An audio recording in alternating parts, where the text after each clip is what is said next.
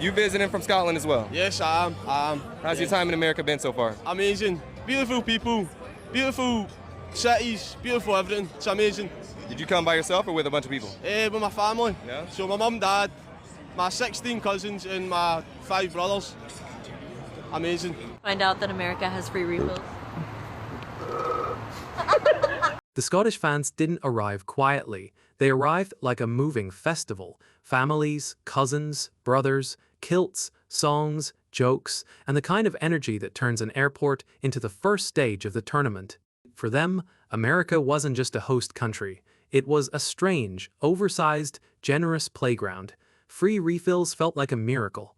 A pub inside a supermarket felt like a glitch in reality. I'm in America. When they say everything in America is big, I understand it. Why the hell is this quesadilla the size of my head? Somebody explain to me why this piece of food is the size of my head. And I've got 3 of them.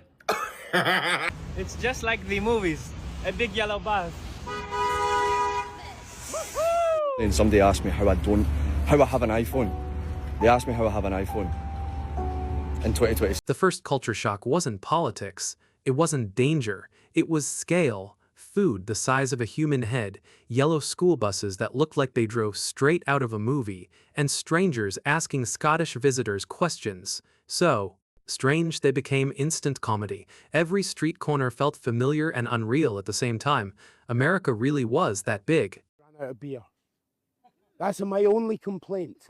Been drinking since, what day did I get up this morning? 1 o'clock in the morning I got up. That's when some fans began heading to the airport, bound for the U.S., bound for the World Cup. The pilot telling us when the beer ran out, he switched to wine. So I'm going to go and have a nice whiskey at my digs, and then I'm going to go out and hit the town. I'm going to find cheers. We're going to come here, we're going to drink your beer, we're going to put some money into the economy, and we're going to have a right good time while we're doing it. We're all running out of beer, and the local distributors are just doing what they can to get them in, and I know a lot of them got shipments in, and yeah, it seems like the Scottish pride themselves in having places like just drinking them dry. Then came the story Boston will probably tell for years. The Tartan Army arrived and the city's beer supply started to collapse. But this wasn't just about drinking. It was about atmosphere. The Scottish fans became walking economic stimulus packages, filling bars, singing in the streets, and turning ordinary nights into World Cup street parties. It was chaotic, ridiculous, and exactly what a global tournament should feel like. I need to save up for a liver transplant after this trip. And the guys, they're just jealous that they can't roll their R's. But honestly, it's not about the money we spend, it's about the fun we generate. And what we do is very easy because we have not qualified for the World Cup for 28 years. So quite simply, the budget I spend, I divide it by 28, and that's how we motivate being here. Yeah. And I get kicked off the Mayflower for being a bit handsy. She was English, not Irish. Yeah, absolutely. Because we need to sell our houses and cars and probably children as well to afford it. Yeah. But it's all worth it. It's all worth it. We're so happy to be here.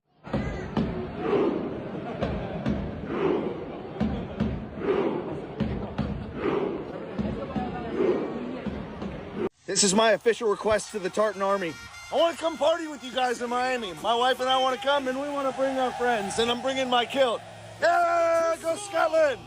Yes, God, thank you, understand. It's the Glansman. It's very much done. We go slip a job again. We go again. Woo! Slip a job again. God, thank you, Oh, I just hate Scottish stereotypes. Like that man that all we do is drink. It's just so rude. Did you see they ran out of beer in Boston because all the Scots drank it? I'm no surprised. I'm no fucking surprised. I say should. I say fucking should. Oh, flower of Scotland. Message for the Scottish fans that have taken over Boston the last 2 days. Yeah, I want to say thank you. You guys have really brought a new life to the city. You've drinking a lot of our beer. We need some new shipments, but I love it. It's fun. I feel like it's like the culture that Boston wants and needs. I'm having a good time. This was the emotional core of the takeover. Scotland hadn't qualified for the World Cup for 28 years, so every song and every ridiculous expense carried the weight of a generation. And America didn't push them away. Locals joined in. At a time when the country is often described as divided and exhausted, a crowd of Scottish fans accidentally reminded people what public happiness looks like. Americans live like the main character, whereas Brits live like something bad is going to happen. In America, people are loud, outgoing. Americans wake up and think, yeah, today is going to be a good day, I'm going to get after it. People in the UK wake up miserable, defeated and grumpy, craving tea bags. It's completely different. In America, people go and get after exactly what they want. They're loud, they talk about what they're doing, they support each other. In the UK, there is no support. If you tell someone a good idea, they will tell you it's a bad idea, and they will not support you. The only time they'll support you is if you make it. It's completely different. It feels like when I went to America, I experienced real life. It feels like the colour appeared again, whereas in the UK, yeah, it might be sunny right now, but the people don't act like it's sunny ever. Constant misery. These are grits. You gotta put hella sugar on your grits. Excuse me, sir? Yeah. Are you going to the game today? Yeah. Have you ever been to Waffle House before? Waffle House? Yes. No. Can I take you to eat with me before the game? Is it close? It's literally right there. You paying? I'm paying. Let's go. Let's go! What's your name? Antonio. I'm gonna see what he thinks about an American staple in the city of Atlanta. Viva España. I usually go all-star special. Hey, Kobe Bryant. Yes, Kobe. And some grits. You had grits before? Absolutely not. We will do one all-star, one bacon, egg, cheese biscuit. When you think of America and food, what comes to mind for you? Big. These are grits. You gotta put hella sugar on your grits. And when they're cooked right, you can eat it with a fork. Gotta get the butter in there. Healthy. Not healthy. This is not healthy, but it's good. The butter in there. And honestly, a little bit more sugar. Cheers. You like it? That's good. Waffle, always gotta put butter on the waffle. A lot of syrup. Cheers. Cheers. You like it? Mm-hmm. I'm Scottish and I'm in Boston right now. I want to let all Americans know that we're not cavemen. For some reason, everyone thinks that we lived like 20 years in the past. Don't know if it's the Celts, but I was on a train yesterday and somebody asked me how I have an iPhone. They asked me how I have an iPhone in 2026. Anyway, everyone's been so nice. We love Boston, loving our time here in America, and going to Scotland. So I'm feeling very sad because it is our last night in Texas tonight. We are in a motel. I just want to say a massive, massive thank you to everyone in this great state. The hospitality from everyone from start to finish. This is where the trip became bigger than football. The World Cup forced both sides into the same streets, trains, diners, and bars. Yes, there were stereotypes on both sides, but once people actually met, those stereotypes turned into jokes instead of walls. Food became diplomacy. Not the official kind with flags and speeches, but the real kind, a stranger saying, "I'm paying," and taking a football fan to Waffle House before a match. That small invitation explained America perfectly. Generous, casual, excessive, unhealthy, delicious, and completely sincere. I have to say this about the World Cup. America has absolutely smashed it. Before this tournament, you had people online saying it's going to be a terrible World Cup. America doesn't like football. Nobody's going to travel. We're not going to feel welcomed. And it's been quite the opposite. We've got fans from all corners of the globes. We've got packed world-class stadiums, by the way. Friendly people. Everybody you meet is just stopping you and talking about football and your experiences. I think we can all agree that America has done an absolutely fantastic job of hosting this World Cup so far. Genuinely feel a lot of people's opinions on America will now change after this World Cup. This was the verdict that mattered, not from a committee, not from a press conference, from the people who actually came. The internet predicted failure, empty stadiums, cold locals, a country that didn't understand football. But the fans found packed arenas, curious strangers, world-class venues, and cities ready for chaos. America hosted the World Cup like America. Massive, loud, friendly, weird, commercial, emotional, and impossible to ignore. Gone away, and the sun gonna shine on a brand new day.